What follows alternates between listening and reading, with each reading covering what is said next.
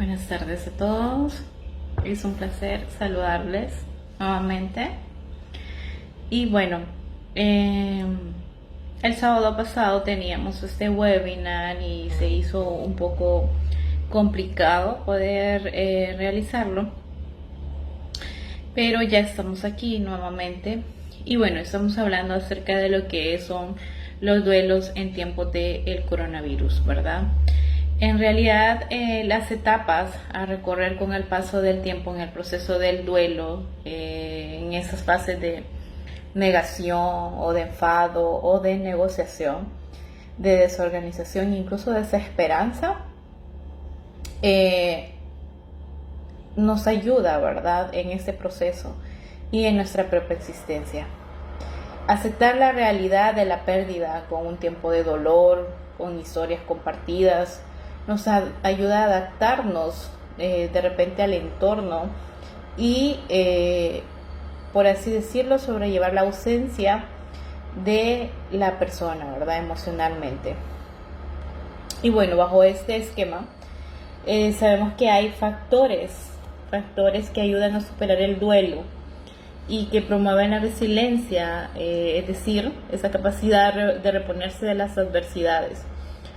Y estos factores pues son la confianza, ¿verdad?, y el apoyo que las otras personas nos pueden dar en medio del dolor.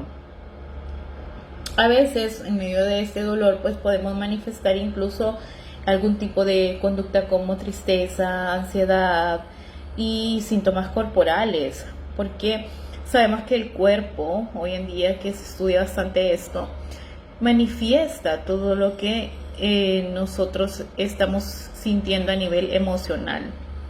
Y de repente, en medio de estos duelos, en medio de estas crisis, tenemos esa perspectiva negativa del futuro y puede convertirse este dolor en una depresión y las personas pueden tener esos pensamientos suicidas. Y aquí viene lo que es el trastorno del sueño, el cambio del apetito. Y es realmente importante saber analizar y saber entender a las personas cuando pasan por estas etapas. Lo sabemos que el duelo es un proceso de adaptación. Y dentro de este proceso, pues todos pasamos por ese ritual para despedir a las personas que mueren y que ya de alguna manera no están con nosotros físicamente. Bajo esta circunstancia elaboramos una situación en la que sabemos que hemos perdido a ese ser querido, a ese familiar. Un ritual que para nosotros es un proceso doloroso y con la distancia y quizá la seguridad y un límite de personas realizar todo este ritual, pues entonces a veces es bastante positivo. Actualmente no podemos realizar, por ejemplo, el velatorio. Las restricciones son severas debido a lo que es COVID, ¿verdad? Y esto, pues aquí en algunos sanatorios, pues las medidas son severas y la persona pues no se permite la asistencia de sus seres queridos. Hay muchas restricciones y aún así podemos llevar a cabo actuaciones para de alguna manera manejar o despedir a la persona que se nos muere, ¿verdad? Retransmitir, por ejemplo, por video o llamada, o leer una carta para esa persona, incluir un objeto en el ataúd nos puede ayudar.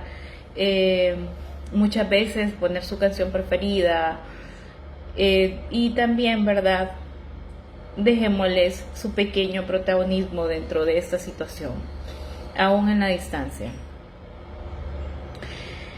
Muchas veces,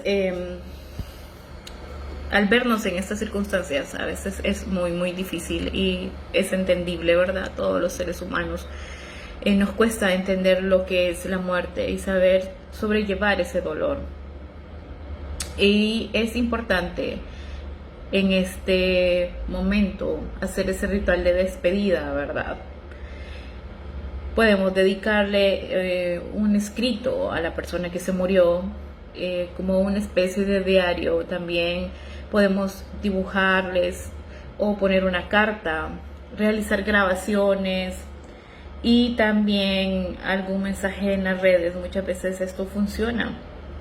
A veces lo podemos ver en Facebook, que las personas ponen una despedida, y es bueno saber catalizar los sentimientos que estamos teniendo en esos momentos. Y estas acciones pues obviamente están cargadas de simbología emocional y nos permite conectar con esa emoción y con el dolor, ¿verdad? Mientras nos ayudan a integrar lo sucedido. En esta situación, el uso de las redes puede permitir dar voz, y que quien quiera puede expresar sobre lo que le gustaría hacer en una ceremonia virtual, ¿verdad? En la pandemia por coronavirus sabemos que todo es diferente. La despedida pues en este momento no es posible. Con esta pandemia el dolor se intensifica y se han complicado mucho las cosas por las normas de aislamiento del estado de alarma, que impiden el contacto físico que habitualmente nosotros tenemos. Esto hace que la falta de calidez al entorno nos impida socializar, no poder saludarse, no tener expresiones de afecto, y las emociones se pierden de alguna manera y nos van llevando a vivir una vida como desgarradas por dentro, porque honestamente todas las personas somos seres sociales y necesitamos mantener esa comunicación.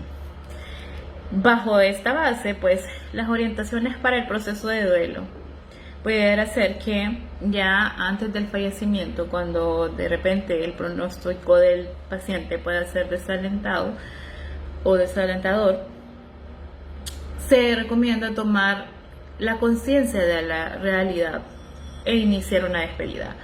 Es muy difícil llegar a esta conciencia y decir, si sabemos que los médicos nos dicen ya es el punto final, no se puede hacer más, es difícil decir, ok, se va a morir esta persona, pero es importante también tener esa conciencia. Y en esos momentos los familiares que están afectados por estas emociones, y que estas heridas de repente se abren, ¿verdad? De forma negativa para un proceso de duelo, ya que sabemos que todo el ritual que esto conlleva en este momento no lo podemos realizar. Entonces es importante tener contacto con la familia, ¿verdad? Hay que buscar ese momento para realizar quizás algunas de las acciones antes mencionadas. Y en soledad, aceptar un cierto grado de distanciamiento emocional, es decir, estoy en soledad y en ese momento yo puedo llorar y puedo distinguir cómo realmente me siento, cuáles son mis sentimientos y mis emociones, o qué es lo que yo necesito. Y tengo que asumir, ¿verdad?, que estoy aislada, pero no estoy sola, porque muchas veces hay personas a nuestro alrededor que nos ayudan. Sabemos que el duelo tiene diferentes etapas y diferentes fases. Entonces, una de las etapas, que es la número 5, está la negación o el enfado. Negación o incluso este dolor y esta depresión a aceptar, ¿verdad?, a despedirse del ser querido y aceptar que tenemos que recolocar nuestra vida en un nuevo lugar sin la otra persona. Y esa creo que es una de las fases más duras, pero es importante trabajar mentalmente acerca de esto. Cómo yo puedo reconectar mi vida. Y los autocuidados, ¿verdad?, que son también importantes. Hacer ejercicio físico, tratar de dormir bien, respetar y acompañar y normalizar nuestras expresiones de duelo, así como también es importante la validación de nuestro mundo emocional. Muchas veces hay personas que de repente hay un irrespeto hacia las emociones que podemos sentir, pero recordemos que solo nosotros sabemos cómo nos sentimos, y bajo ese proceso es importante, ¿verdad?, guiarnos hacia la salida que sea la correcta. Aceptar esas emociones, pero saber cómo reorganizarlas, cómo reorganizar también nuestras ideas respecto a nuestro futuro. Y muchas personas recurren a fármacos o recurren también, y hay una variable en su vida diaria respecto a la alimentación, o quizás empiezan a consumir más alcohol o algún tipo de droga muchas veces, y esto es inoportuno en este momento, porque el momento donde pasa esta situación, lo importante es reconocer el sentimiento y bajo ese esquema pues trabajar ese sentimiento y esa emoción. Es muy oportuno recordar que el duelo tiene dos partes. De esa manera nosotros podemos avanzar. Y pues es el trabajo emocional, y que es ir aceptando poco a poco y también seguir funcionando, distraerse frente a la tristeza. Es decir, me pueden preguntar cómo me distraigo. Pues bueno, teniendo diversas actividades, aceptando la tristeza como compañera durante cierto momento, ¿verdad? Cuando tenemos ese dolor y sabemos que es difícil superarlo, y tener nuestro tiempo, porque cada quien tiene su tiempo, es un proceso y cada persona pues lo vive desde su perspectiva, desde su manera y desde cómo se le enseñó o cómo lo aprendió. Y también es importante los actos de grupo que de repente postergarlo, y puede haber más de una iniciativa, ¿verdad? Cuando pase toda esta crisis es importante cuidarse, ¿verdad? En especial por esta misma situación. Entonces, ¿qué actividades prácticas podemos hacer cuando las cosas sucedan de esta forma? Ya se los mencioné. Realizar diferentes actividades y aceptar nuestras emociones. Y también, ¿verdad? Está quizás el duelo en la infancia, o si tenemos niños dentro del hogar. Y aquí tiene sus particularidades, porque ¿cómo le vamos a explicar a un niño o una niña la experiencia de la muerte? Y hacer frente a las preguntas que los niños hacen. ¿Dónde se fue mi papá? ¿Dónde se fue mi mamá? ¿Dónde están mis abuelos? Los niños siempre hacen ese tipo de preguntas. Y desde esta perspectiva hay que pensar en quién comunica la pérdida. ¿Quién va a ser la persona que le dice tu padre o tu madre o tu hermano falleció? ¿Y qué significa? ¿Cuándo? ¿Dónde? ¿Y cómo? Porque es importante mantener esa claridad con los niños. Y allí es importante ayudarles a darse cuenta de la pérdida y saber que se le va a echar de menos, y un apoyo emocional en casa. Muchas veces los niños entran como en el tema de que tengo temor de que me suceda lo mismo, pero es importante darle ese tiempo al niño y proporcionar compañía, atención y afecto, y aumentar las muestras de cariño, ¿verdad? Así que eso también ayuda al niño a una reacomodación emocional ante la persona fallecida. Si fuese a un adolescente, incluso hay ciertas guías en cuestiones especiales con adolescentes, y es normal que el ánimo decaiga y que haya mucha ansiedad, y que de repente este adolescente se recluya en su habitación. Entonces desde ahí es importante el acompañamiento y el respeto de sus emociones, y se le informa, ¿verdad?, en todo momento a las personas cercanas a la situación, y también hay que estar pendiente de la evolución. Y es importante, cuando es un adolescente, saber cómo seguir en contacto, porque muchas veces para las personas hay un poco más de sensibilidad, y tener en cuenta la opinión de cómo se siente, ¿verdad? No ocultar el sentimiento. Muchas veces los padres tienden a evitar ese sentimiento ante él, o evito el sentimiento ante mi madre, o evito el sentimiento ante mis hermanos, porque tengo que mostrarme fuerte. Realmente es importante mostrar lo que sentimos, y es aquí en donde viene el acompañamiento grupal, ya sea de familia o los amigos o las personas que están alrededor. Recordemos mantener una rutina diaria, ¿verdad? No abandonar esa rutina que desde un inicio tenemos, incluso antes de la muerte de la persona, ¿verdad? Y evitar esas obsesiones respecto a me voy a morir yo también, o algo me va a suceder a mí. Igual que los adultos, todos los adolescentes pues necesitan momentos y espacios, y en esos momentos y espacios es bueno respetarlos, ¿verdad? Y evitar esos comentarios inapropiados. Cuando hay muerte, generalmente las personas tienen esa sensibilidad muy alta, por eso es tan importante, si somos un acompañamiento para una persona que está pasando por esto, evitar esos comentarios que no estén en el lugar adecuado, ¿verdad?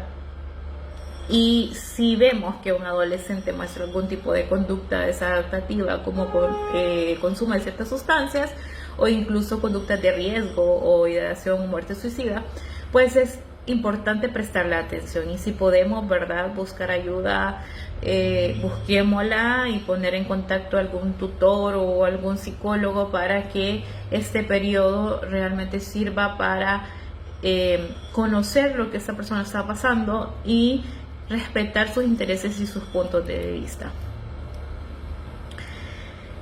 Ahora mismo la intervención, ¿verdad?, se puede hacer a distancia.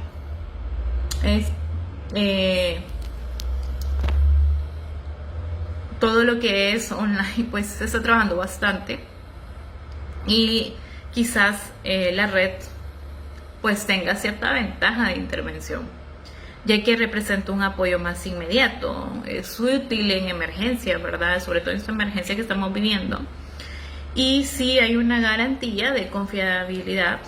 De hecho, hay mucha gente que quizás le da un poco de temor expresarse bajo una plataforma, ya sea Messenger o Skype o Zoom. Creo que para algunas personas resulta un poco más complicado, pero sí hay garantía de confidencialidad para un psicólogo y una persona a la que se está tratando aún dentro de estas plataformas. Y de hecho esto puede actuar como un puente en periodos críticos, ¿verdad? Y es útil un enfoque preventivo para informar, asesorar, sostener y acompañar a las personas. De hecho, hay intervenciones telefónicas, no nos podemos ir un poquito más cerca, y tenemos las intervenciones telefónicas. Y a veces tener esta ausencia de contacto visual pues nos ayuda quizás a romper un poco más el hielo, porque nos separamos de los problemas y quizás esto nos favorece, ¿verdad?, al abordaje, porque es como estoy con una persona a la que de repente no conozco y puedo ser totalmente honesta, y estas sesiones pues siempre están disponibles. ¿Qué problemas pueden surgir bajo quizás estas crisis de duelo? Pues una es el desconcierto emocional y el malestar que generalmente las personas pues viven, ¿verdad? Hay sentimientos de culpa. En este malestar lo importante es un recorrido del pasado al presente, y siempre involucrar a toda la familia, ¿verdad?, dejando quizás una carta a cada uno como una despedida hacia la persona que murió o falleció. El perdón igual, de la misma forma, ¿verdad? Mantener esa unión grupal y saber que debemos despojarnos de sentimientos de culpa y sobre todo aprender a perdonar. ¿Y qué aprendí con esa persona? En esos momentos es importante saber qué aprendí y cómo le agradezco a esa persona. Por eso inicialmente les decía, hacer una carta de despedida nos ayuda quizás a encontrarnos con ese tipo de sentimientos. No sé si alguien tiene alguna pregunta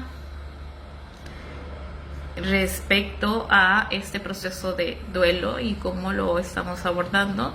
Estas pues son generalidades de cómo nosotros podemos integrar, ¿verdad?, o despedir a un ser querido de esta manera en este tiempo de coronavirus. Y bueno, realmente están surgiendo bastantes iniciativas y bastantes ayudas, y es importante tener contacto y saber acerca de ello. Y también, ¿verdad?, saber acerca de lo que son las etapas de duelo, ¿verdad? Las etapas de duelo igual siempre se van a estar viviendo de la misma manera. Solo que aquí el abordaje es diferente. Y en esta etapa de duelo, pues nosotros tenemos una línea en esa etapa, que todos los psicólogos la conocemos, ¿verdad? Que cuando alguien muere, pues lo primero es entrar en crisis, luego entro en esa negación, luego entro en el enojo, paso por un periodo de depresión, y es normal en todas estas etapas de duelo, pero no me puedo quedar en la depresión. Yo necesito levantarme y llegar a la aceptación y un aprendizaje acerca de que me está enseñando la vida en este momento, que es una circunstancia un poco difícil, pero quizás cuando llegamos a aceptar esa muerte, también llegamos a reacomodar esa situación. Y es ahí donde nos volvemos personas resilientes, ¿verdad? Donde perdemos a alguien, pero ya damos algo más, un extra a la situación, en donde ya decimos, yo ya acepté esto, y quizás para el futuro lo que puedo hacer es, no sé, alguna actividad que hayan que quizás hayan, de la cual hayan hablado y con la persona que se muere, y dicen, en un futuro quiero hacer esto en honor a la muerte o en honor a la persona, para que darle ese orgullo de que hice algo, o una última plática que de repente se hizo. Y cuando llegamos a ese proceso, ¿verdad?, entonces ya nos hemos dado cuenta que ya estamos en un estado de aprendizaje, y que de repente ya pues la aceptación ha sido parte de todo este proceso. Así que lo dejo, vamos a seguir abordando otros temas. Si a ustedes les llama atención algún tema, pues les invito a que puedan comunicarlo a través de la página. Es un placer poder verles por esta línea, y feliz fin de semana a todos.